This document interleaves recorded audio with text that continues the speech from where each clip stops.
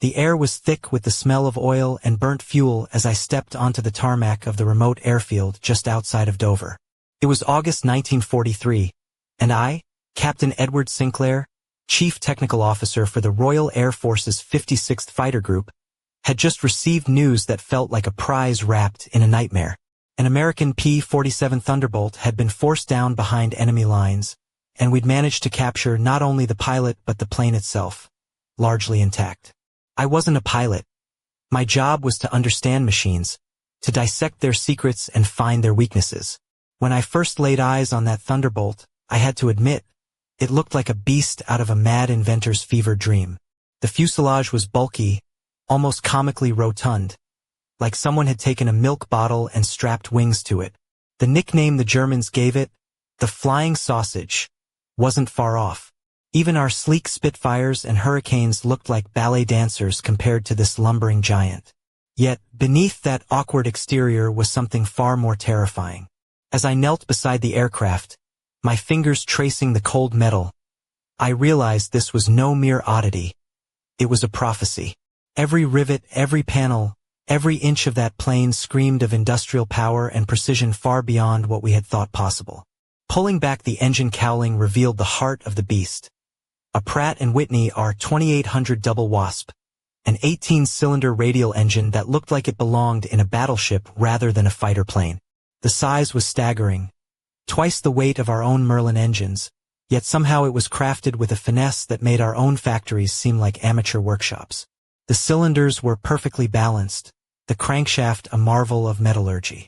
I scribbled numbers in my notebook, running calculations that sent a chill down my spine. This engine produced at least 2,000 horsepower, 200 more than the best of ours, and with a turbocharger system that kept it roaring at altitudes where our fighters struggled for breath. One of my mechanics, a sharp-eyed woman named Mary, pointed out something remarkable. Each cylinder was individually removable. Damaged one? No problem. Just swap it out without tearing the whole engine apart. Brilliant, I murmured.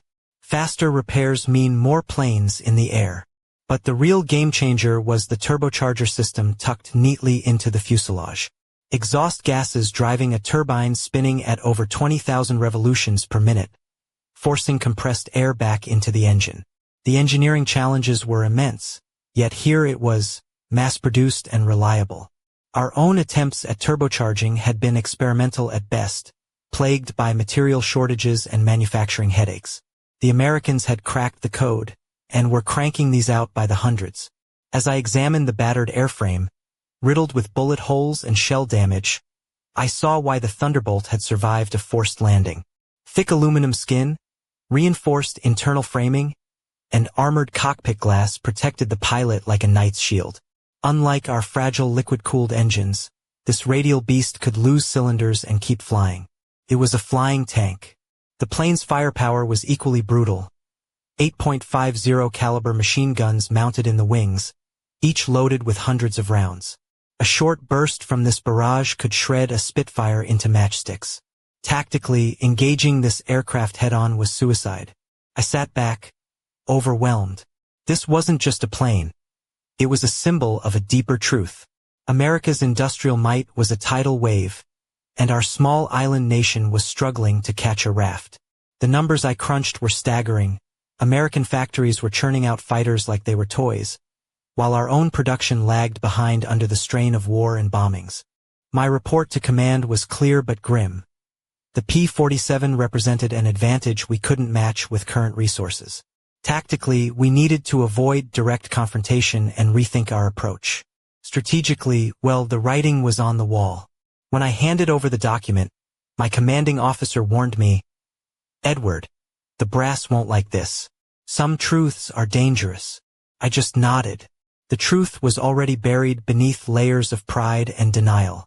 But as I looked back at the captured Thunderbolt, sitting there like a sleeping giant, I knew one thing for certain. The war we thought we were fighting wasn't just in the skies. It was in factories, in steel mills, in assembly lines we couldn't hope to outmatch. And somewhere deep down, I feared this was only the beginning of a reckoning no one was ready to face. The morning fog hung low over the sleepy town of Ashford as I returned to the airfield, my mind still tangled in the implications of the Thunderbolt's engineering marvel. The previous day's discovery weighed heavily, but duty demanded I dive deeper. This time, I brought along Claire, one of our top aeronautical engineers. A sharp woman with auburn hair pulled back into a tight bun, dressed in a fitted wool blazer and sensible hiking boots, her steel-rimmed glasses glinting as she examined the captured American fighter with a mix of skepticism and fascination. Claire's presence was a welcome contrast to the bleak atmosphere. She had a dry wit that cut through the tension. "You know, Edward," she quipped, "if they built this thing in a bakery, it'd be the world's most expensive fruitcake." I chuckled, appreciating the levity. But our task was serious. We started with the aircraft's armament, the 8.50 caliber Browning machine guns nestled in the wings. Each gun was a mechanical symphony of precision, loaded with hundreds of rounds. Claire ran her fingers along the sleek barrels, noting the cooling vents and recoil mechanisms. "These guns," she said, "fire over 100 rounds per second combined. That's enough lead to carpet bomb a football field in seconds." Her voice lowered conspiratorially. "Not that I'd recommend it for a picnic." The sheer volume of firepower was staggering. Where our Spitfires packed a lighter punch, 2 or 4 machine guns, sometimes supplemented by cannons, the Thunderbolt's barrage was relentless, a rolling thunder that left no chance for evasive maneuvers once caught in its sights. I jotted down notes. Engage with caution. Avoid sustained dogfights. Hit and run only. Next, we turned our attention to the cockpit. Claire admired the armored glass windshield and thick steel plating surrounding the pilot's seat. Comfort? Perhaps not, she mused. But survivability? Off the charts. The pilot's leather flight jacket and helmet lay discarded nearby, worn but meticulously maintained. I imagined the man inside, confident, perhaps cocky, his eyes hidden behind goggles that reflected the sun's glare. The thought sent a shiver down my spine. This was no ordinary adversary. As Claire inspected the control systems, she raised an eyebrow. Redundancies everywhere. Dual cables, backup hydraulics. These Americans expect their planes to take a beating and keep flying. I nodded. It's a philosophy we've struggled with. We build for agility, for speed. They build for endurance and sheer power. The juxtaposition was stark. Our fighters were like ballet dancers, graceful, nimble, but fragile. The Thunderbolt was a heavyweight boxer, slow but devastating, capable of absorbing blows and delivering knockout punches. Walking around the aircraft, I noticed the thick tires and robust landing gear, engineered to withstand rough field conditions and heavy landings. Claire smiled. It's not just a fighter, it's a mobile fortress. Our conversation was interrupted by the arrival of Wing Commander Harding, a tall, stern man with graying hair and piercing blue eyes. He carried an air of impatience, his tailored uniform immaculate, polished boots gleaming even in the mud. "Sinclair, you're still poking around that American monstrosity?" he barked. "We need actionable intelligence, not a love letter." I met his gaze steadily. "Sir, what we're seeing is not just a plane. It's a statement of industrial might and engineering philosophy. Understanding it could save lives." Harding snorted. "I'll believe it when I see it in the skies. Until then, it's just a heap of metal." Claire exchanged a glance with me, her eyes daring me to push harder. As Harding strode away, I felt a familiar knot tighten in my stomach. The higher-ups wanted hope, not cold facts. But the Thunderbolt didn't lie.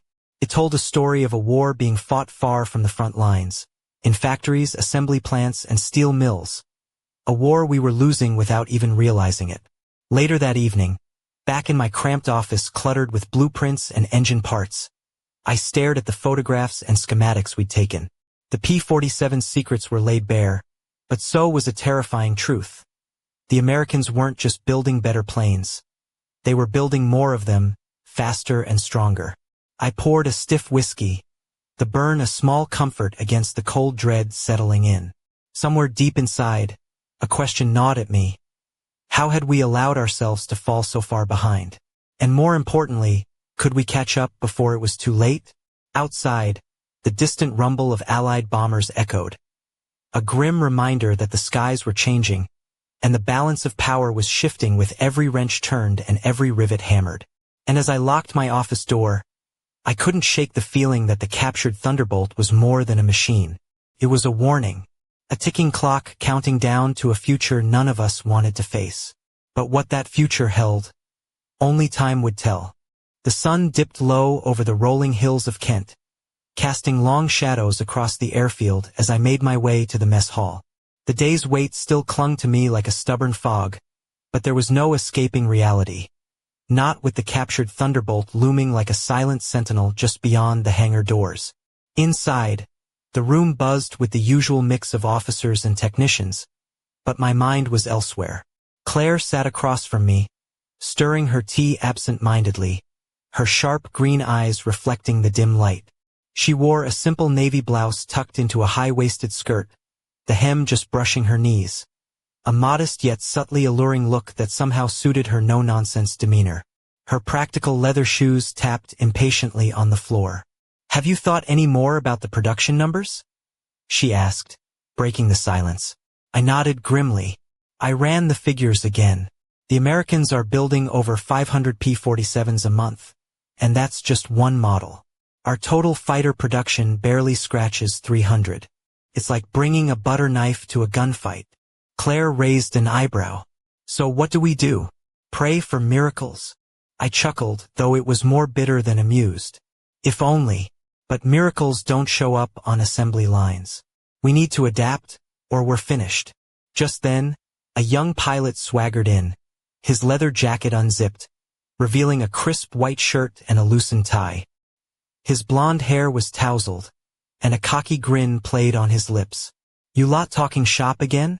Thought engineers preferred their screwdrivers over whiskey." "James," Claire said with a smirk, "this is Captain Sinclair. He's the man trying to figure out how to keep you alive a little longer." James plopped down beside us, his boots thudding against the wooden floor. "Well, if this Thunderbolt's as tough as you say, I'm going to need more than luck to take one down." I looked him in the eye. "It's not just tough. It's a fortress. You can't outturn it or outdive it. You have to be smarter, faster, and luckier." He laughed, a sound both youthful and defiant. "Sounds like a challenge. I like that." Claire leaned in, lowering her voice. "Just remember, James, those 8 machine guns can empty their barrels faster than you can blink.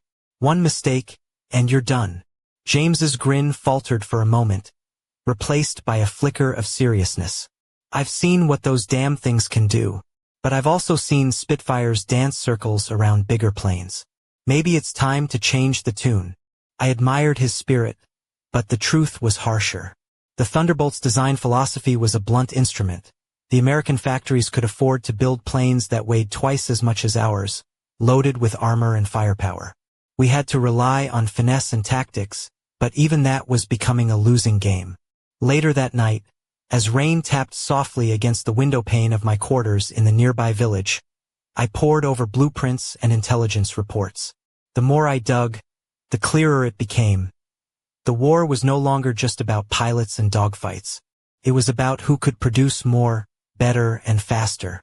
My thoughts drifted to the men and women working tirelessly in factories thousands of miles away, turning raw steel into flying machines day and night. Their efforts were the hidden engine driving the war.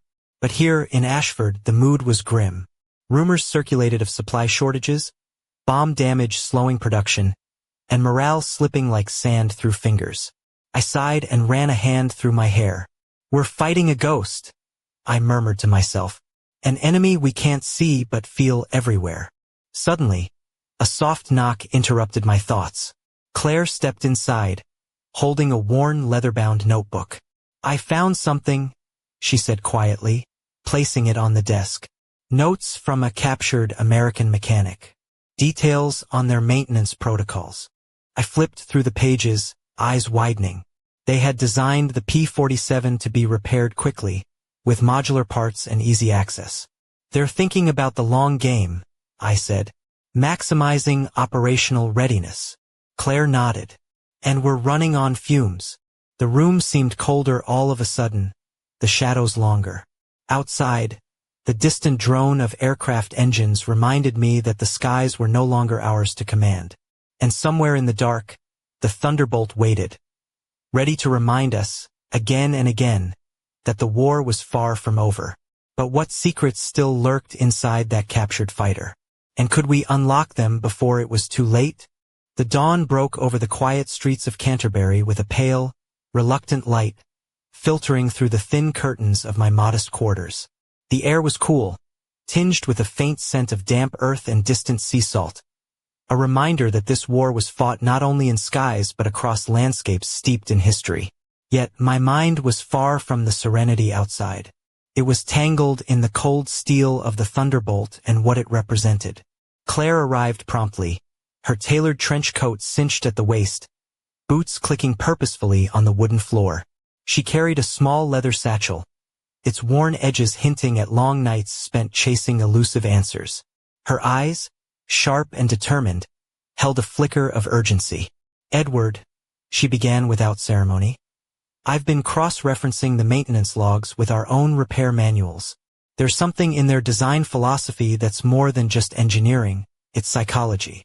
I raised an eyebrow. "Psychology? You mean how the Americans think about their pilots?" She nodded. "Exactly. Their planes aren't just built to fight. They're built to survive. To keep the pilot alive and the aircraft flying no matter what. Look at the modular engine parts, the reinforced cockpit armor, the redundant control cables. It's as if they expect damage and plan for it." I sighed, running a hand over my stubbled chin. We've always prioritized speed and agility. The idea was to avoid being hit in the first place. But what if that's no longer enough? Claire's lips curled into a wry smile. "Then we're in trouble." We spent hours poring over blueprints, comparing rivet patterns, alloy compositions, even the stitching on the pilot's gear. The American pilot's leather jacket was thicker, lined with insulating layers that suggested missions at higher altitudes and colder temperatures. His helmet had integrated communication wiring far more advanced than ours. I couldn't help but notice the subtle curves of Claire's neck as she leaned over the table, the soft glow of the lamp casting shadows that danced like whispers. There was an unspoken tension, a mix of professional respect and something more fragile, more human amid the grim machinery of war. "Edward," she said softly, "we need to think beyond just matching their technology. We need to outthink it." Her words struck a chord. The war was shifting from brute force to brains, from raw power to cunning strategy. But how do you outthink an enemy whose factories never sleep? Later, as twilight painted the sky a bruised purple, I found myself walking alone along the narrow lanes of Canterbury. The distant church bells tolled, their mournful chimes echoing the weight pressing down on us all. Suddenly, a shadow detached itself from an alleyway. A man in a rumpled suit, his face partially obscured by a fedora pulled low. He approached with quick, deliberate steps. "Captain Sinclair?" His voice was low, urgent. "I have information you'll want to hear. It concerns the Thunderbolt." My heart quickened. Intelligence was a rare currency, and from a stranger even more so. "Come with me," he urged, glancing nervously over his shoulder. "It's not safe here." Curiosity and a flicker of hope propelled me forward. Whatever secrets lay ahead, I knew this night might change everything. As we slipped into the shadows, the distant roar of aircraft engines reminded me. The skies were no longer a battleground of bravado but of secrets, shadows, and survival. And in the heart of the storm, a new mystery was about to unfold. One that could tip the scales of a war neither of us was prepared for. The narrow backstreet smelled of damp brick and burning coal as I followed the stranger through the twisting alleys of Canterbury. His hurried footsteps echoed softly against the cobblestones, and I struggled to keep pace, my thoughts racing faster than my legs. The city's ancient spires loomed above us, silent witnesses to secrets older than the war itself. At last, he stopped beside a dimly lit tavern, its weathered signs swinging gently in the evening breeze. Inside, a handful of men glanced up, their faces etched with fatigue and caution. The stranger ushered me to a secluded corner, lowering his voice to a near whisper. "My name's Collins," he said, sliding a worn folder across the scarred wooden table. "I work with the Special Operations Executive.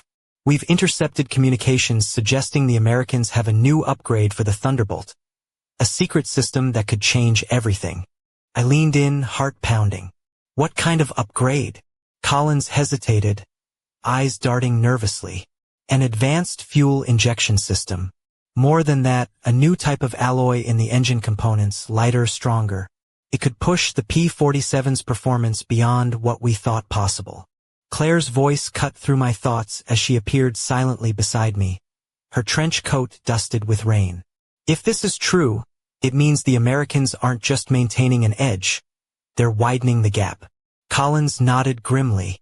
"Exactly. And they're testing it in secret. That's why the captured Thunderbolt was so intact.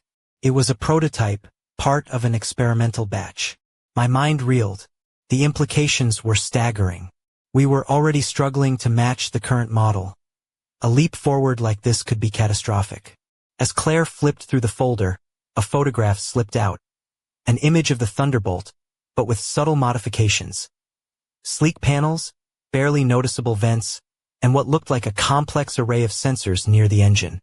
"Spy tech," she muttered, eyes narrowing. "They're integrating electronics we haven't even dreamed of." The tavern's warmth contrasted sharply with the cold dread settling in my chest. Outside, a lone piano played a haunting melody, the notes drifting through cracked windows like a ghostly warning. Collins leaned closer. "Our informants say the Americans plan a massive deployment of these upgraded Thunderbolts during the next bombing campaign over Europe. If they succeed, our fighters will be outmatched completely." I clenched my fists, the weight of the news pressing down like an anvil. "We need to get this to command. They have to know." Collins shook his head. "That's the problem. Berlin won't listen. They dismiss any report that doesn't fit their narrative. You know how it is." Claire's jaw tightened. "Then maybe it's time someone forced them to." A sudden crash from the other side of the room jolted us. Two men burst in, faces flushed with urgency, scanning the tavern. Collins cursed under his breath. "They're here. We have to move." Without hesitation, Claire grabbed my arm. "This isn't over, Edward. It's just beginning." As we slipped out the back door into the misty night, the photograph burning a hole in my pocket, I realized the war was no longer just machines and battles. It was a deadly game of shadows and secrets. And somewhere in the darkness, an unseen enemy was pulling the strings. But who could we trust when the truth was the most dangerous weapon of all? The rain hammered down on the narrow lanes of Canterbury as Claire, Collins, and I darted through the maze of alleys, the photograph clutched tightly in my coat pocket like a lifeline. The night was a slick, slippery blur of shadows and muffled footsteps, punctuated only by the distant wail of air raid sirens. A grim reminder that the war never truly slept. Claire's trench coat billowed behind her, the sharp lines of her silhouette cutting through the darkness with purpose. Her determination was infectious, even as adrenaline surged through my veins. Collins kept looking over his shoulder, his face pale but resolute, like a man carrying a secret too heavy for his shoulders. We paused briefly beside a battered black cab, its engine idling softly. Collins whispered, "This'll get us to the safe house. It's off the grid. No one follows us there." As we climbed in, the driver, a grizzled man with a scar slicing across his cheek, gave me a long, assessing look in the rearview mirror. "You lot look like you're running from the devil himself." I forced a grin, just trying to stay ahead of the game. The cab lurched forward, tires hissing on wet cobblestones. Outside, the city's ancient spires faded into the mist as we sped toward the outskirts. Inside, the cramped space smelled of damp leather and tobacco smoke. Claire's eyes sparkled with a mix of excitement and fear. "If the Americans have upgraded the Thunderbolt like this," she murmured, "then everything we thought we knew is obsolete." Collins nodded grimly. "They're not just innovating, they're accelerating. And they have the industrial muscle to back it up." I swallowed hard. "We need a plan, a way to counter this." The cab jolted as we hit a pothole, and Collins pulled a small tin box from his jacket. "Inside this are blueprints, captured from a sabotage mission at one of their factories. It shows early designs for the upgraded engine and fuel system. Claire's fingers traced the edges of the box reverently. This could be our key. As the cab wound through winding country roads, the tension in the air thickened. The rain blurred the windshield into a swirling canvas of gray and black, mirroring the storm brewing inside me. Arriving at a secluded cottage hidden among ancient oaks, we slipped inside, the warmth and flickering candlelight a stark contrast to the cold chase outside. Maps and technical drawings cluttered the small room, pinned haphazardly like clues in a detective's lair. Claire spread out the blueprints on the table, her fingers dancing over the intricate schematics. This fuel injection system, she said, could increase engine efficiency by at least 15%. That's a game changer. I ran my hand through my hair. And the new alloy? Lightweight but incredibly strong, Claire replied. It could allow for armor upgrades without sacrificing speed. Collins looked up, his voice low. The Americans are planning a major offensive next month. If we don't act fast, our pilots won't stand a chance. A sudden knock at the door sent a jolt through the room. We froze. Claire's eyes flicked to mine, a silent question hanging in the air. I motioned for Collins to check. He peered through the peephole and relaxed. It's just a courier. Relief washed over us as the door creaked open, revealing a young messenger drenched from the rain. He handed over a sealed envelope and vanished into the night. I tore it open, extracting a coded message. My pulse quickened as I deciphered the contents. Urgent orders from command. Intelligence had been received about the Thunderbolt upgrades, but the higher-ups demanded caution, fearing the news would undermine morale. Claire scoffed. So they'd rather bury their heads than face reality. I clenched my jaw. Then we'll have to find another way to get the truth out. Outside, the storm raged on, lightning splitting the sky like the war tearing through the world. And inside that small cottage we made a pact. To fight not just with machines and weapons, but with knowledge and truth, no matter the cost. But the shadows were closing in, and the night held secrets darker than any of us dared imagine. The first light of dawn seeped through the grimy windows of the cottage, casting a pale glow over the scattered blueprints and hastily scribbled notes. I sat hunched over the table, the weight of the night's revelations pressing down like an iron shackle. Claire moved with quiet efficiency, her fingers deftly tracing the lines of the schematics, her auburn hair catching the morning light in fiery strands that seemed almost defiant against the gloom. Edward, she said softly, breaking the silence. We need to get these plans to someone who can act, someone beyond the usual channels. I nodded, knowing she was right. Our previous attempts had been stifled by bureaucracy and denial. The brass clung to their illusions, unwilling or unable to confront the truth. Just then, the door creaked open, and Collins slipped inside, his face drawn but determined. I've arranged a meeting with a contact in London. Someone who understands the stakes and isn't afraid to shake the tree. Claire's eyes narrowed. Risky. If the Gestapo gets wind. Collins cut her off with a sharp glance. Then we move fast. There's no time for caution. That evening, we boarded the late train to London, the rhythmic clatter of wheels on tracks echoing the turmoil inside me. The city was a maze of shadows and secrets, its streets humming with whispered conversations and hurried footsteps. Our contact was a man named Arthur Blake, a former engineer turned intelligence officer with a reputation for cutting through red tape. He greeted us in a dimly lit pub tucked away in a narrow alley, his sharp features softened by a tired smile. Captain Sinclair, Miss Harper, Mr. Collins, he said, shaking our hands firmly. I've seen the reports. The Thunderbolt is a monster, and the Americans are only sharpening its claws. Arthur wasted no time. We need to leak this information. Fast. The pilots deserve to know what they're up against. And we need to adapt our tactics accordingly. Claire leaned forward, her voice steady. But how? Command refuses to act on our warnings. They fear it'll demoralize the troops. Arthur's eyes flickered with a mix of frustration and resolve. Then we bypass them. We get the truth to the men in the air and the ground. Leaflets, briefings, anything to prepare them. I felt a surge of hope. Maybe, just maybe, we could turn the tide, not with factories or engines but with knowledge. As the night deepened, we plotted our course, unaware that eyes unseen had been watching, waiting. Back in Ashford, a shadow moved silently through the rain-soaked streets, a folded piece of paper slipping from a gloved hand into the pocket of a trench coat. The war was far from over, and the game had grown deadly. But for the first time in months, I dared to believe we might have a fighting chance. Or so I hoped, because in the shadows betrayal was afoot, and the greatest threat might not come from the skies, but from within. The chill of early morning clung to the air as I returned to Ashford, the weight of the night's decisions settling like a stone in my gut. The train had rattled through misty countryside, but it hadn't cleared the fog of uncertainty clouding my mind.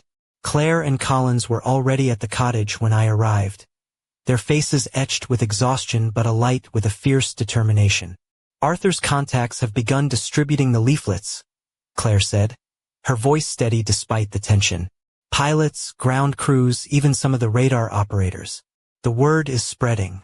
I studied the crumpled leaflet we had helped produce, a stark black and white schematic of the Thunderbolt, highlighting its strengths and weaknesses, accompanied by blunt, urgent warnings. It was a far cry from the usual sanitized briefings meant to boost morale. Collins lit a cigarette, the glow briefly illuminating his worn face. "Truth is a dangerous weapon, but it might be the only one that saves lives." For days we worked tirelessly, coordinating with resistance cells and sympathetic officers, using every clandestine channel to get the information into the right hands. Each leaflet slipped into pilot briefing rooms, each whispered warning carried on the lips of mechanics and aircrew. Yet, despite our efforts, the atmosphere was thick with unease. Rumors of spies and informants circulated, and paranoia gnawed at the edges of our fragile alliance. One evening, as rain lashed against the windows, Claire and I sat alone by the fire, the flickering flames casting dancing shadows across her face. Her blouse clung slightly to her form, damp from the weather, and I found myself momentarily distracted by the curve of her neck, the glint of determination in her eyes.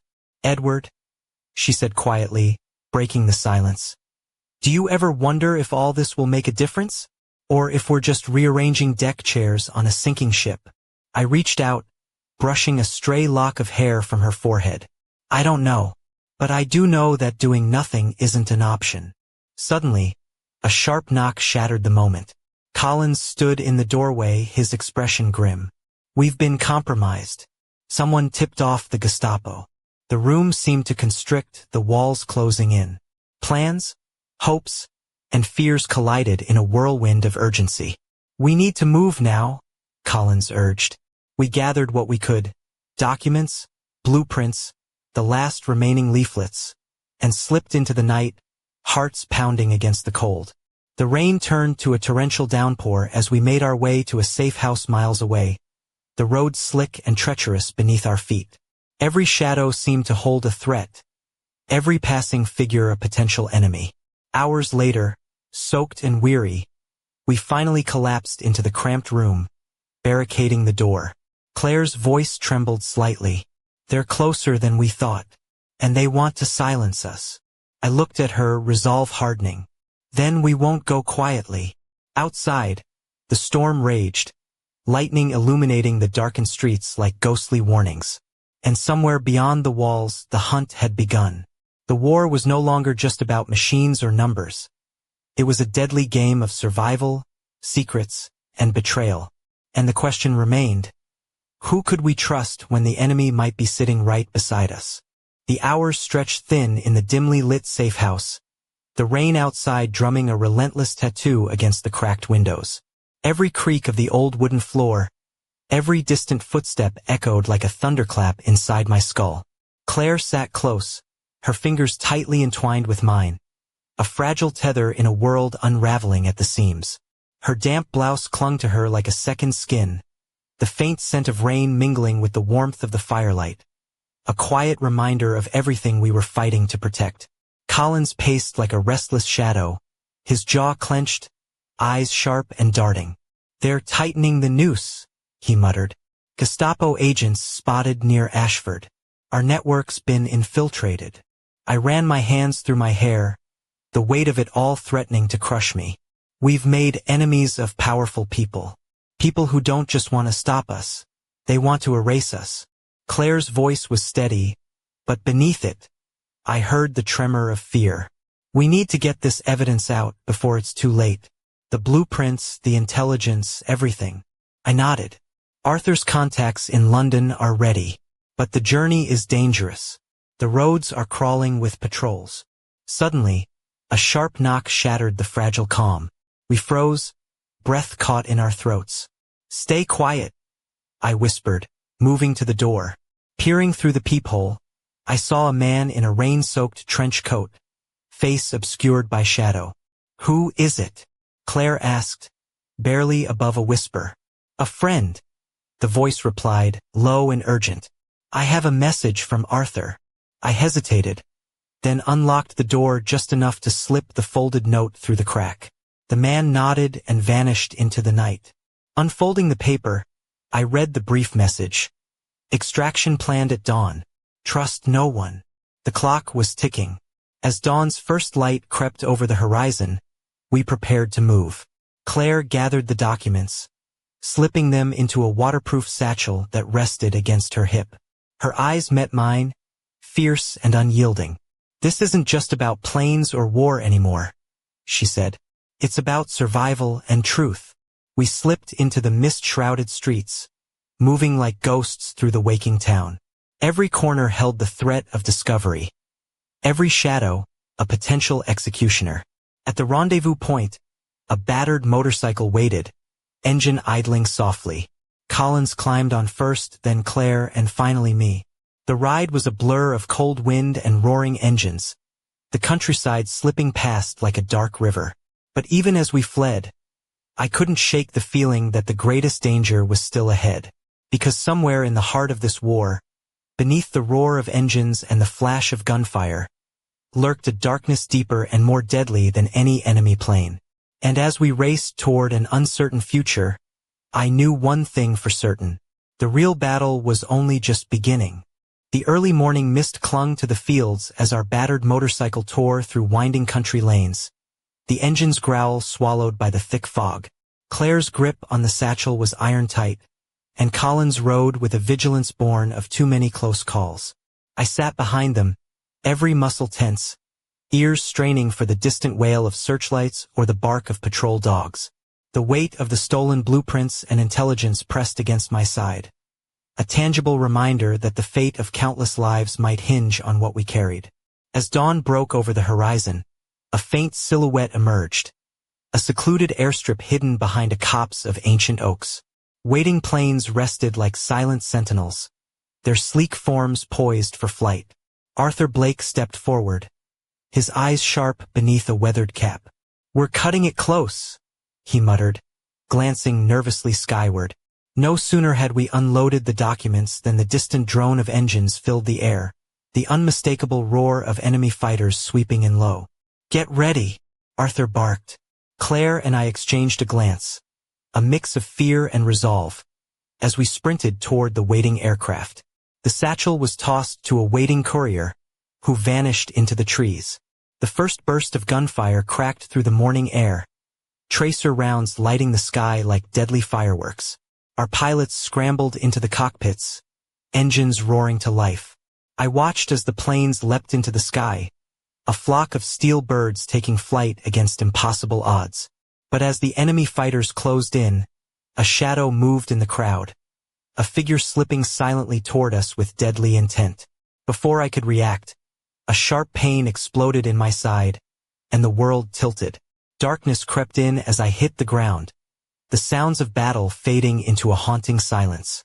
Claire's voice, fragile but fierce, called out to me, "Edward, hold on." As I drifted between consciousness and oblivion, a chilling thought took root. The war wasn't just being fought in factories or skies. It was being waged in shadows, in betrayals, and in the hearts of men. And the greatest secret, the one that could change everything, was still out there, waiting to be uncovered. The war was far from over, and so was my story.